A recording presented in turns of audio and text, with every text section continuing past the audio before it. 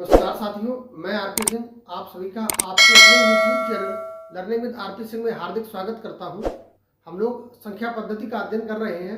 संख्या पद्धति की श्रृंखला को आगे बढ़ाते हुए आज हम लोग एक सूत्र है भाज्य बराबर भाजक गुणा भागफल प्लस शेषफल, इस पर आधारित प्रश्नों का अध्ययन करेंगे। किस प्रकार इस सूत्र पर आधारित प्रश्नों को हल किया जाएगा, उससे पहले हम लोग देख लेते हैं कि ये सूत्र आया कहाँ से या इस सूत्र का निर्माण कैसे किया गया है। हम एक संख्या ले लेते हैं, छोटी संख्या में ले ली 8 और हमें भाग करना है इसका 57 में। 8 के भाग देंगे 57 में कितने बार जाएगा? 8 7 56, 7 बार जाएगा। घटाएंगे शेष क्या बचेगा? 7 से 6 गया 1। ये जो बीच में संख्या लिखी होती है इसको कहते हैं भाज्य। यहाँ जो संख्या लिखी इसको क्या कहते हैं? भाज्य। यहां जो आया है मान वो हो गया भागफल और जो बचा है वो हो गया शेषफल। जिस संख्या से हमने भाग दिया वो होती भाजक। आपको कोई कंफ्यूजन ना रहे इसलिए यही प्रश्न में ही लिख दिया गया है। जिस संख्या से भाग देते हैं वो होता है भाजक, जिस संख्या में भाग देते हैं वो कहलाता है भाज्य। जितने बार भाग गया वो भागफल और जो मान बच गया वो कहलाता है शेषफल। अब देखिए यहाँ 57 लिखा हुआ था बीच में, ये 57 कैसे मिलेगा आपको? अगर इस 8 और इस 7 का गुणा कर दिया जाए, 8 और 7 का गुणा कर दे, 8 गुणा 7 कर दे और जो बचा हुआ इसको जोड़ दिया जाए तो मान क्या होगा? 8 7 56 और प्लस 1 कितना हो गया? 57 हो गया, जो कि बीच में संख्या जो है वो है। अब ये मान क्या था? भाज्य था, तो वही हमने सूत्र लिखा वो भाज्य बराबर क्या लिखा? 8 और 7 का गुणा किया 56 हो गया, तो भाजक गुणा भागफल, भाजक गुणा भागफल और प्लस क्या कर दिया हमने? 1 जोड़ दिया। 1 क्या था? शेषफल था, जिसको प्लस शेषफल कर दिया है। यानी कि बीच में जो संख्या लिखी होती है जिसमें हम लोग भाग देते हैं वो संख्या हमको कैसे मिलेगी? जिस संख्या से भाग दिया यानी कि भाजक और भागफल का गुणा कर लेंगे और जो शेष बचे वो जोड़ देंगे। अगर शेष या 0 होता, मान लीजिए शेष 0 होगा तो यहाँ 0 लिख लेते तो वैल्यू क्या हो जाती? भाजक गुणा भागफल ही रह जाती, शेषफल उस कंडीशन में होता नहीं। अब देखिए इस सूत्र पर आधारित प्रश्न परीक्षा में किस प्रकार पूछे गए हैं अथवा पूछे जा सकते हैं उनको हम लोग देख लेते हैं। आइए प्रश्न देखते हैं। प्रश्न में पूछा गया है 12401 को किसी संख्या से भाग देने पर भागफल 76 तथा शेषफल 13 बचते हैं, भाजक क्या है? आपको 4 ऑप्शन दिए गए ए बी सी डी। आपको बताना है 12401 को किसी संख्या से भाग देने पर भागफल 76 तथा शेषफल 13 बचते, भाजक क्या है? भाजक वह संख्या होती है जिस संख्या से भाग दिया जाता है। यहाँ आप फार्मूला देखिए, ये भाजक लिखा होता है, ये भाजक आपको पता करना है। अगर हमें इसकी वैल्यू पता करनी है इसी फार्मूले से तो हमें ये बाकी मान यहाँ से हटाने पड़ेंगे। कैसे इस फार्मूले का यूज करेंगे? देखिए हमें भाजक प्राप्त करना है। भाजक बराबर क्या हो जाएगा वो देख लेते हैं। भाजक बराबर यहाँ शेषफल प्लस में लिखा हुआ है, ये पक्षांतर करके आप इधर लाएंगे तो माइनस हो जाएगा। क्या बचेगा आपके पास? बचेगा भाज्य माइनस शेषफल।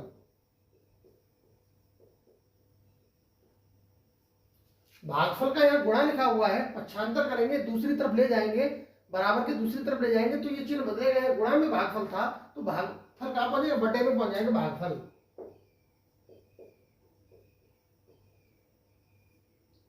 इसी फार्मूले का हमने रूप बदल दिया, इस प्रकार आ गया। अब हमें भाजक प्राप्त करना है, मान रख देंगे यहाँ पर सीधे सीधे। भाज्य क्या है?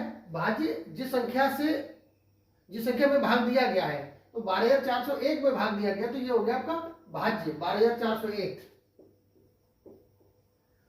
माइनस कर देंगे शेषफल, लिखा है शेषफल 13 बचते हैं। शेषफल कितने बचते? 13 बचते हैं, तो यहाँ माइनस शेषफल कर देंगे 13 और बटे मीन्स अब इसमें भाग किसका देंगे? भागफल का। लिखा भागफल 76 है, भागफल दिया गया 76।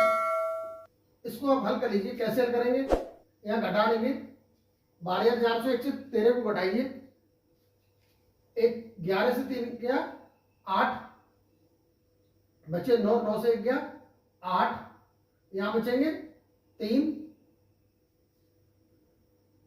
2 और 1, 12388 बचा। और आपको भाग करना है कितने का?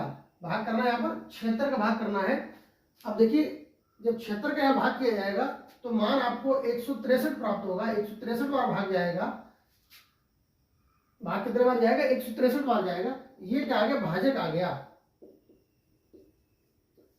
और ऑप्शन चेक कर लेंगे, ये सी ऑप्शन में दिया गया है तो यही हमारा सही आंसर हो जाएगा।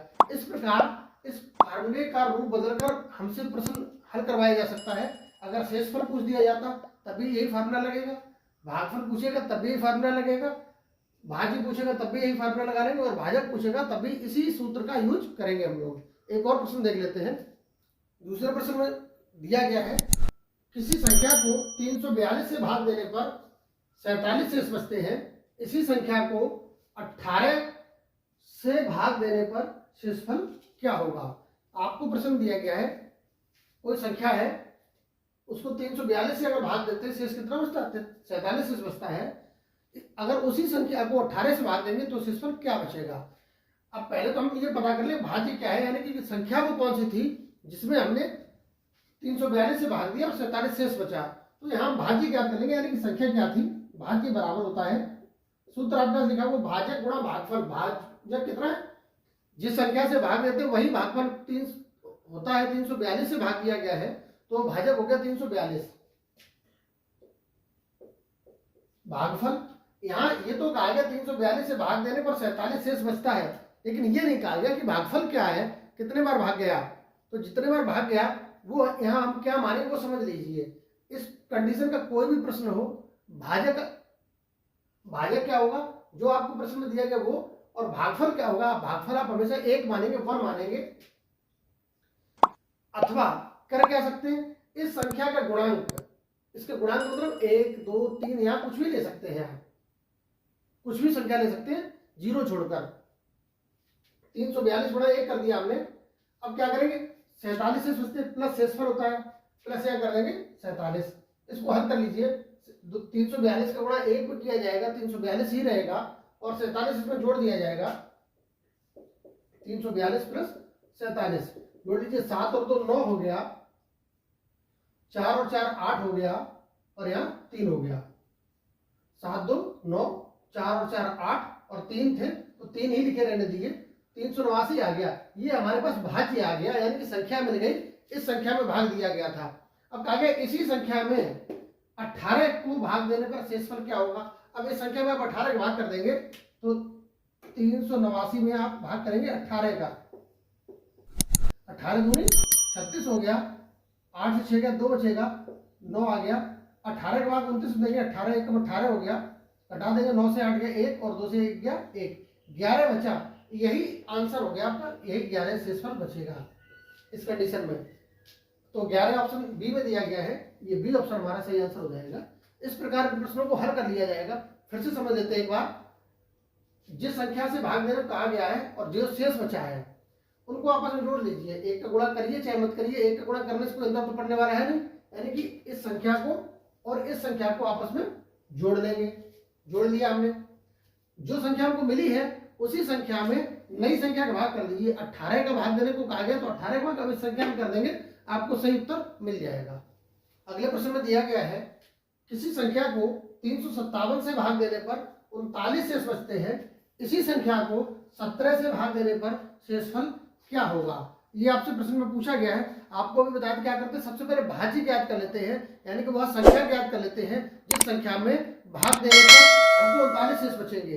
तो भाज्य बराबर क्या आ जाएगा, यानी कि अभिष्ट संख्या क्या आ जाएगी? भाज्य बराबर हो जाएगा भाजक गुणा भागफल। भाजक है 357, क्योंकि 357 से भाग दिया गया था। जिस संख्या से भाग देते हैं वही भाजक होता है, प्लस हमने आपको बताया गुणा कर लेते 1 का, ये हो गया आपका भागफल। भागफल 1 मान लेते इस कंडीशन में, कोई भी प्रश्न दिया गया भागफल आप 1 मान लेना। और 39 शेष है तो शेषफल को क्या करते हैं, जोड़ते हैं, तो प्लस 39 कर देंगे। अब देखिए 357 में 1 का गुणा करेंगे कोई अंतर आएगा नहीं, 357 लिख लेंगे और प्लस ये 39 लिख लिया जाएगा। इसको जोड़ लेते हैं, 9 और 7 16 की 6 हो गया, 3 5 8 1 9 आ गया, और यहाँ पर 3 आ गया। 396 हमको संख्या मिल गई, यानी कि भाज्य मिल गया 396। इसी संख्या में अगर हम 17 से भाग करेंगे तो क्या आंसर आएगा, ये आपसे पूछा गया है। देख लेते। अब इस संख्या में 17 का भाग कर लीजिए। 17 का भाग किसमें करेंगे? 396 में। 17 दूनी 34 हो गया, 9 से 4 घटा देंगे 5 बचेगा, 6 का उदाहरण ले लिया जाएगा, 6 ले लेते हैं, यहाँ लिख लेते हैं। अब 17 के बाद 56 देंगे, 17 दिए 51 होता है, 6 से क्या 5, ये 5 शेष बचे, ये 5 क्या हो गया शेष बचा। और यही आपसे पूछा गया जब 17 का भाग देंगे तो शेषफल क्या होगा, शेषफल 5 बचा है, जो कि आपके ऑप्शन सी में दिया गया है, ये सी ऑप्शन आपका सही आंसर हो जाएगा। इस प्रकार इन प्रश्नों को बड़ी आसानी के साथ हल कर सकते हैं। एक और प्रश्न देखते हैं। प्रश्न में पूछा गया है किसी संख्या को 56 से भाग देने पर 29 शेष बचते हैं, इसी संख्या को 8 से भाग देने पर शेष क्या बचेगा। आपको बताया सबसे पहले वह संख्या ज्ञात कर लेते हैं जिस संख्या में भाग दिया गया, यानी कि भाज्य ज्ञात करते हैं। भाज्य बराबर क्या होता है, भाज्य बराबर इस प्रश्न में इस कंडीशन का कोई भी प्रश्न आपको बताया गया था क्या करते हैं, भाजक क्या दिया गया 56 दिया गया है, हमने आपको बताया गुणा 1 का करते हैं, तो 1 का गुणा करने पर कोई अंतर पड़ेगा नहीं, इसलिए सीधे सीधे इस यहाँ 29 को जोड़ लेंगे, 9 और 6 15 की 5, 5 और 2 7, 1 हासिल 8 हो गया, 85 संख्या मिल गई, भाज्य मिल गई। अब आपसे ये पूछा कि इसी संख्या में यानी इसी 85 में 8 से भाग देंगे तो क्या अंतर आएगा, क्या शेष बचेगा। तो 8 का जब 85 में भाग देंगे, 8 एकम 8 हो गया, शेष 0 बचा, 5 का उतारा ले लिया जाएगा। अब 8 के बाद 5 में जाएगा नहीं, बाकी जल्दी बचेगी यहाँ पर, तो 5 शेष बचेगा, क्या शेष बचेगा 5। आप सीधे सीधे भी कर सकते थे, इसको और इसको जोड़ा हमने, 85 मिल गया, 8 के बाद 85 में देंगे 8.80 हो गया, शेष 5 बचेगा ना, तो शेष हमारा 5 आ गया, और ये बी ऑप्शन दिया गया, तो बी ऑप्शन हमारा सही आंसर हो जाएगा। आप देख रहे हैं इस प्रकार 2 सेकंड में ये आंसर आ रहा। आपको क्या करना है, इन दोनों संख्याओं को जोड़ लीजिए और जो संख्या बाद में पूछेगी उस संख्या का भाग कर देंगे, 2 सेकंड में आंसर आपको मिल जाएगा। अब प्रश्न की भाषा थोड़ी बदलते हैं, देखते हैं इस सूत्र पर आधारित दूसरी भाषा में किस प्रकार प्रश्न पूछा गया है या पूछा जा सकता है। एक प्रश्न लेते हैं, दिया गया किसी संख्या को 5 से भाग देने पर 3 शेष बचते हैं, इस संख्या के वर्ग को 5 से भाग देने पर शेषफल क्या होगा। आपसे क्या कहा गया है, किसी संख्या को 5 से भाग देने पर 3 शेष बचते हैं, 5 से भाग देने पर 3 शेष बचते हैं, यानी कि हमने पहले भाज्य पता कर ले, भाज्य क्या था, भाज्य आ गया हमारा। आपको बताया कि क्या करते हैं, सीधे सीधे इस संख्या को और इसको यानी कि भाजक और शेष को सीधे सीधे जोड़ लो, तो 5 + 3 हो गया 8, कितना आ गया 8 आ गया, संख्या हमको मिल गई। अब ये कहा गया इस संख्या के वर्ग को, तो इसका वर्ग कर देंगे, 8 का वर्ग कितना हुआ, 8 का वर्ग 64 हो गया, वर्ग कर लिया। वर्ग में 5 से भाग दे, अब इस 64 में अगर 5 से भाग दे तो शेष क्या होगा, 5 का भाग जब 64 में दिया जाएगा तो 12 × 5 = 60 हो गया, 4 शेष बच जाएगा, सीधा सीधा है। कैसे हमने क्या किया, पहले ये भाजक और शेषफल जोड़ दिया, हमको संख्या मिल गई 8। इस संख्या के वर्ग कहा गया, हमने वर्ग कर दिया। घन कहा जाता तो हम घन कर लेते, ठीक है, वर्गमूल कहा जाता तो वर्गमूल ले लेते।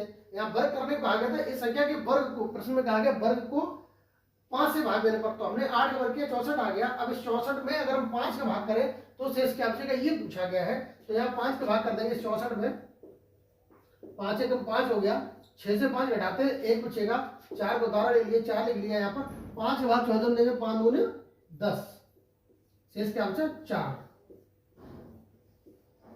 इस प्रकार इन प्रश्नों को हल कर लिया जाएगा, शेष 4 आ गया, यही आपका सही उत्तर हो जाएगा। ऐसा कोई भी प्रश्न हो इस भाषा का, अगर आपको वर्ग करने के बाद वर्ग में किस संख्या का भाग दें, मतलब वर्ग में भाग देने पर शेष क्या बचेगा, तो पहले इन दोनों संख्याओं को जोड़ लेंगे, उसका वर्ग कर लेंगे। अगर यह घन कहा जाता तो घन कर लेते हैं।